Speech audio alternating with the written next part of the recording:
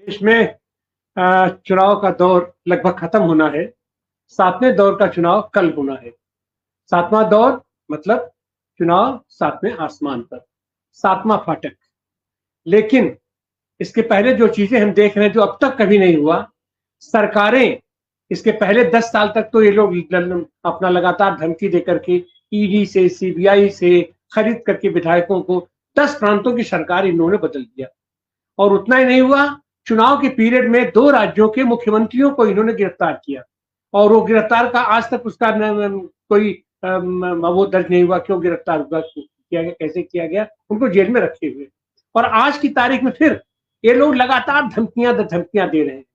पंजाब में धमकी दिए, बंगाल में धमकी दिए, बिहार में धमकी दिए, और धमकी भी क्या, चुनाव खत्म होने दो, हेलीकॉप्टर से उतरते ही मैं तुमको जेल में डाल दूंगा। चुनाव खत्म होने दीजिए, मैं यहाँ की सरकार गिरा दूंगा। 113 विधायकों में से 93 विधायक आम आदमी पार्टी के हैं, उसको भी क्या मैं तुमको गिरा दूंगा। इस तरीके की धमकियां आखिर क्या कहती है? हमारा लोकतंत्र कहाँ जा रहा है, जनतंत्र कहाँ जा रहा है? और आज स्थिति यह है कि आज हमारा प्रधानमंत्री, जब कल चुनाव होना है, तो आज वो जाकर के गुफा में सो गया है और अब प्रायश्चित कर रहे हैं कि क्या कर रहे हैं, अभी तो पता चलेगा, 4 तारीख की बात पता चलेगा। आज हम इसी पर चर्चा करने के लिए आपके सामने उपस्थित हैं। आइए हम अपने प्रबुद्ध पैनल से आपका परिचय कराएं। हमारे साथ इंद्रजीत सिंह जी हैं। आप अखिल भारतीय किसान सभा के राष्ट्रीय उपाध्यक्ष हैं और आप हरियाणा से आते हैं, और हरियाणा के किसान इस बार अपना किसानों के लिए तो धारा 144 से लगाए थे, तमाम प्रताड़ना किए, और वहां किसानों ने, और खास करके हरियाणा और पंजाब के किसानों ने धारा 288 लगा दिया। अब वहां पर इनकी हालत पत्ती है और शायद उसी लिए ये धमकी दे रहे हो किसानों को कि हमारे साथ आओ, नहीं तो। हमारे साथ जुड़े हैं कांग्रेस के उत्तर प्रदेश के वाइस प्रेसिडेंट दिनेश सिंह जी। दिनेश सिंह जी प्रशासनिक में ये जिम्मेदारी भी इनको भी है उत्तर प्रदेश में। उत्तर प्रदेश में भी आप देख रहे हैं कि कांग्रेस यहाँ पर अपने अस्तित्व के लिए और जबरदस्त संघर्ष कर रही है उत्तर प्रदेश में। हमारे साथ जुड़े हुए हैं मध्य प्रदेश से भारतीय कम्युनिस्ट पार्टी के राज्य सचिव हैं और मध्य प्रदेश हाईकोर्ट के वरिष्ठ अधिवक्ता हैं अरविंद श्रीवास्तव जी। आपका भी स्वागत है। और हमारे साथ जुड़े हैं ये सहारनपुर से समाजवादी पार्टी के महासचिव, अपना प्रदेश महासचिव प्रदेश मजाहिर राणा साहब। राणा साहब, आपका भी स्वागत है। और हमारे साथ जुड़े हैं हमारे host doctor Sunilam. Doctor Sunilam, हम चाहेंगे कि आप चर्चा को आगे बढ़ाइए। अनम्यूट कर लीजिए।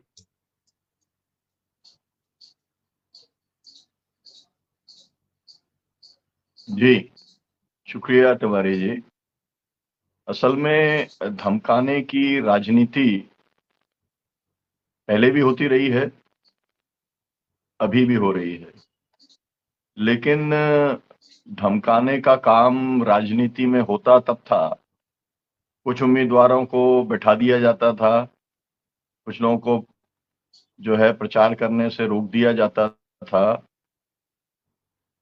अभी एकमुश्त जो धमकी देने का काम चल रहा है पूरी की पूरी पार्टी को, पूरी की पूरी सरकार को, ऐसा आमतौर पर राजनीति में 76 वर्षों के अंदर देखा नहीं गया है।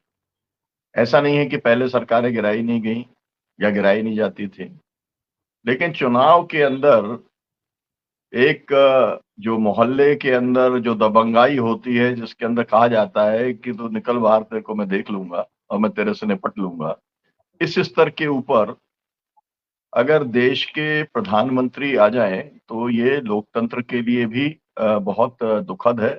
और हमारी राजनीति कहाँ पहुंच गई है, इसका भी एक पतन बतलाता है। सवाल ये भी है कि वो धमकी किसको दे रहे हैं। उन्होंने पहले धमकाया था झारखंड के चीफ मिनिस्टर को।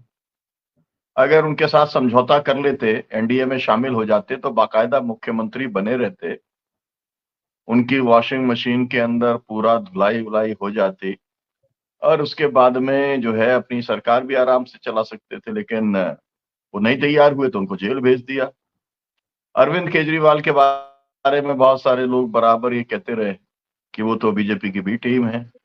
अब लेकिन वो भी तैयार नहीं हुए हाथ मिलाने के लिए। और मुझे लगता है कि सबसे ज्यादा अगर किसी एक पार्टी को धमकाने का काम नहीं, उनके ऊपर फर्जी मुकदमे लगाने का, जेल डालने का काम चल रहा है, तो आम आदमी पार्टी के लोगों के साथ ही किया गया। फाइनली जो है वो अरविंद जो है केजरीवाल, उनको भी जेल पहुंचा दिया और 2 तारीख को अब फिर उन्हें जेल में जाना होगा। ये जो पूरा सिलसिला है ये तो चल रहा था।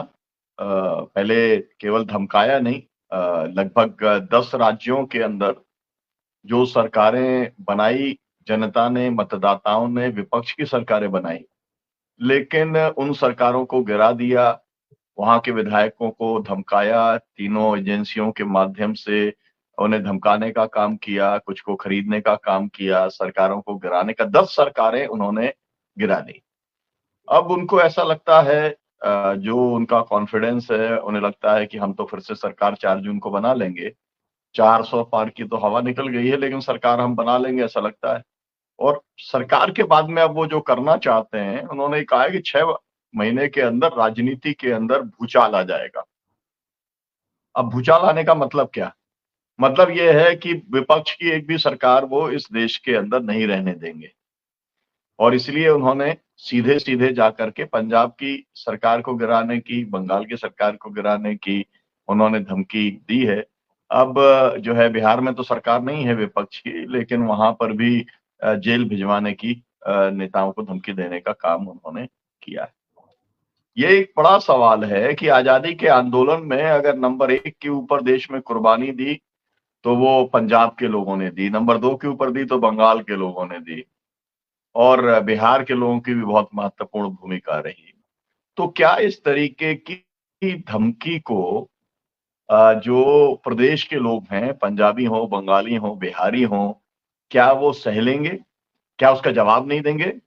जिस तरीके से धमकाया गया और जिस तरीके से जेल में डाला गया, तो हमने देखा है कि पूरा माहौल जो है किस तरीके से दिल्ली का बिगड़ गया। और लोग ये कहने लगे कि अब शायद गठबंधन के लिए पहले बता रहे थे 3 आएँगी, फिर कह रहे थे 4 आएँगी, फिर कहने लगे 6 आएँगी। इस तरीके का वातावरण बन गया। किसानों को भी बहुत धमकाया था जब आंदोलन शुरुआत की थी, है ना? कभी खालिस्तानी कह के धमकाया, कभी पाकिस्तानी एजेंट कह के धमकाया, कभी विदेशी धन आ रहा है ये कह के धमकाया। और फिर लिटरली आपको मालूम है कि जिस तरीके से कटीले तार लगा दिए, गड्ढे बाँध दिए, दीवारें खड़ी कर दी और जो है तमाम सारे प्रयास कर लिए, लेकिन किसान तो धमकी में आए नहीं और उसका परिणाम ये हुआ कि आज पंजाब में और हरियाणा के अंदर उनको घुसने नहीं दिया जा रहा है। हम आज अपने जो हमारा विद्वत जन है, हम उनसे ये बात करना चाहेंगे कि क्या धमकाने की राजनीति काम करती है क्या? क्या उससे मतलब सकारात्मक नतीजे धमकाने वाला निकाल सकता है क्या? या उसका रिएक्शन होता है और उससे धमकाने वाले का नुकसान होता है? ये बात हम इसके ऊपर विस्तृत तौर पर चर्चा करेंगे। इसकी क्या प्रतिक्रिया होगी धमकाने की और इसका वास्तव में इंटेंशन क्या है? जो वो बोल रहे हैं, ये केवल ऊपरी तौर पर बोल रहे हैं, या वास्तव में इसका कोई अर्थ है? जिस तरीके से एजेंसियों को इस्तेमाल करके, धमका करके उन्होंने इलेक्टोरल बॉन्ड के अंदर वसूली करने का काम किया। तो वो एक तरीके का मैसेज भी देने का काम कर रहे हैं कि जब मैं सरकारों को और पार्टियों के बड़े-बड़े नेताओं को धमका-चमका सकता हूँ, तो कंपनी वाले तो बहुत ही कमज़ोर होते हैं। तो मुझे लगता है कि वसूली अभियान 8,500 करोड़ रुपया इस चुनाव के अंदर तो 50,000 करोड़ से ज़्यादा तो खर्चा हुआ है।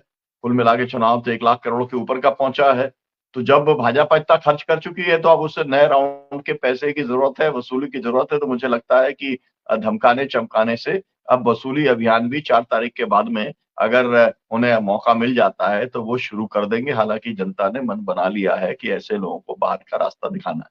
इसी के ऊपर हम चर्चा करेंगे और जो है मैं अनुरोध करना चाहता हूँ कि सबसे पहले हम लोग एकदम युवा पीढ़ी के जो हमारे साथी हैं जुड़े हैं, मैं चाहता हूँ कि वो अपनी बात रखें। बाकी सब तो जो है मंझे-मंझाए पुराने अनुभव के सब पॉलिटिशियंस हैं, तो हमारे युवा क्या सोचते हैं धमकाने-चमकाने के बारे में? वो थोड़ा-सा अपनी टिप्पणी इस विषय के ऊपर रखें। जी, हल्ला बोल के हमारे साथी। जी बोलें, अनम्यूट कर नमस्कार लीजिए आप। जी, जी, जी। नमस्कार सुनीलम जी, नमस्कार आनंद जी। हाँ, थोड़ा सा सभी कैमरे में आ जाइए, आप कैमरे में आ जाइए ना जी। हेलो, आप सुन पा रहे हैं मुझे? हाँ जी, हाँ जी, बोलिए। हाँ, बोलिए बोलिए। नमस्कार पैनलिस्ट को, नमस्कार। एक बात है कि power corrupts and absolute power corrupts absolutely, ये कहा जाता है। और इसी चीजों को कंट्रोल करने के लिए the concept of separation of power came into picture. अब concept of separation of power क्या होता है? ये लेजिस्लेटिव को अलग, जुडिशरी को अलग और एग्जीक्यूटिव को अलग तरीके से पावर देता है। पर नरेंद्र मोदी जी की जो गवर्नमेंट है, वो separation of power which is the essence of constitutionalism, उसको बिल्कुल ही डिस्ट्रॉय कर दिया गया। वो सारी मीडिया को अपने पैरों तले रखते हैं, एग्जीक्यूटिव को, पार्लियामेंट को, जो कि फ्री एंड फेयर प्लेस है टू मेक द लॉज, उनको भी उन्होंने कंट्रोल करके रखा है। सारी जनता को कंट्रोल करके रखा है, एक पॉलिटिकल स्लेवरी, एक आइडियोलॉजिकल स्लेवरी के बेसिस पे सारी की सारी मीडिया को कंट्रोल करके रखा है। और युवाओं को 70% युवा, 70 करोड़ जो युवा है, उनको भी उन्होंने कंट्रोल करके रखा है, बरगला करके रखा है आइडियोलॉजिकल स्लेवरी के जरिए। लेकिन ये बात सच है कि जो भी युवा है, जो समझते हैं इन चीजों को, जो लड़ते हैं संविधान के लिए, जो लड़ते हैं फ्री डेमोक्रेसी के लिए, वो लगातार इनके खिलाफत करते रहे। और खासकर युवा हल्ला बोल, तभी अग्निवीर की स्कीम के खिलाफ हम और हमारे जितने भी लीडर्स हैं, अनुपम जी और जितने भी प्रशांत कमल जी, सब तिहाड़ जेल जाके आ चुके हैं, सिर्फ इसलिए क्योंकि हमने सरकार के आंख में आंख डाल करके उनकी युवा जो स्कीम है अग्निवीर स्कीम, उसके खिलाफ उसकी खिलाफत की थी। और जो 70% युवा है जो रोटी रोजगार और नौकरियों के लिए लड़ रहे हैं, वो लगातार इन विषयों पर और बेसिकली सरकार जो बीजेपी सरकार है उनकी खिलाफत करते ही रहे। और जो ये वक्त है, एक बात हमें सबको समझनी होगी कि एक कहावत भी है कि पावर डायमंड कट्स डायमंड, जैसी देवी वैसी पूजा। हमें उसी हिसाब से कदम उठाने पड़ेंगे, बिना डरे, बिना रुके। अगर हम नियम अनुसार काम करेंगे तो ये हमेशा हमसे जीतते ही जाएंगे, क्योंकि पावर में बैठे हुए हैं। संविधान के नियम को फॉलो करते हुए, जो भी बेसिक एसेंस है कॉन्स्टिट्यूशन की, उसको फॉलो करते हुए अगर हम कोई कदम उठाएं, चाहे वो किसी भी प्रकार का आंदोलन, खासकर तो हम युवा आंदोलन पे फोकस करते आए हैं लगातार, और सुनीलम जी के लगातार डायरेक्शन में, उनकी लीडरशिप में कहीं ना कहीं हर जगह हम बेहतर अपना इन्वॉल्वमेंट दिखाना चाहते और दिखाते रहे हैं, फिर चाहे वो कोई भी आंदोलन। तो मैं यही बात कहूंगा कि हमें हर चीज के लिए तैयार होना पड़ेगा। सीधी अगर उंगली से घी नहीं निकलती तो कोशिश करना पड़ेगा कि हम वो चीजें भी अपनाएं जो बेहतर हो सकता है, संविधान को देखते हुए। एथिकली रॉन्ग नहीं होना चाहिए, अदरवाइज तो जी आकाश जी।